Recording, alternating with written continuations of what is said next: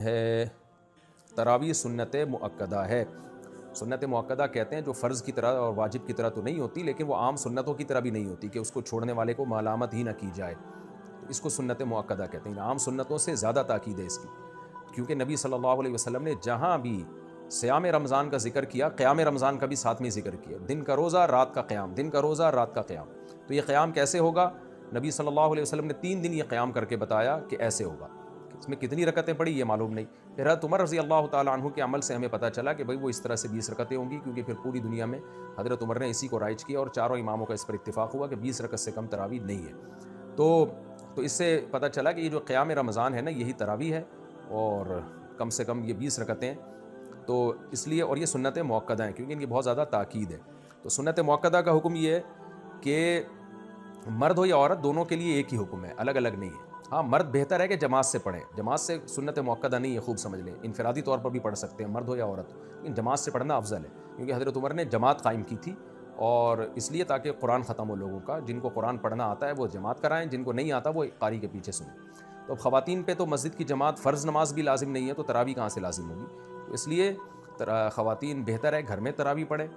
مسجد جانا چاہیں تو ہماری رائے تو یہی ہے کہ اس زمانے میں ان کو مسجد جانے کی بھی اجازت ہے، حدیث میں اس کی ثبوت ملتا ہے، اور تراویح میں تو ہمیں ملتا ہے کہ اسلاف اپنے عورتوں کو بھی تراویح کی نماز میں لایا کرتے تھے۔ تو لیکن بہرحال سنت مؤکدہ یہ ہے کہ پڑھ لیں آپ، جماعت سے پڑھنا سنت مؤکدہ نہیں ہے، گھر میں پڑھنا زیادہ افضل ہے۔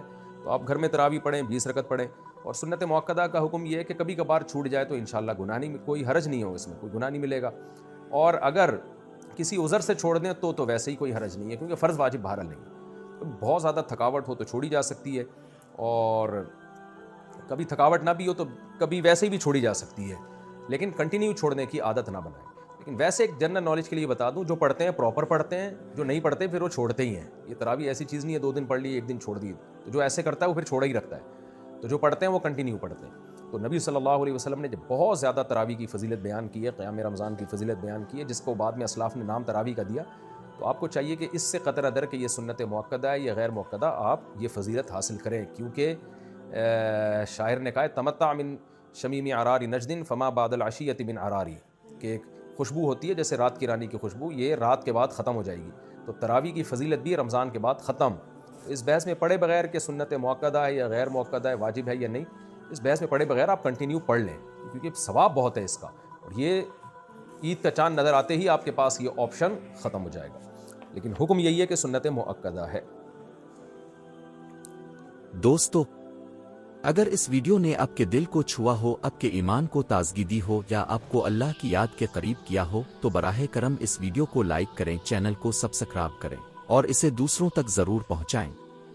ہو سکتا ہے آپ کا ایک شیئر کسی کے دل کو بدل دے اور آپ کے لیے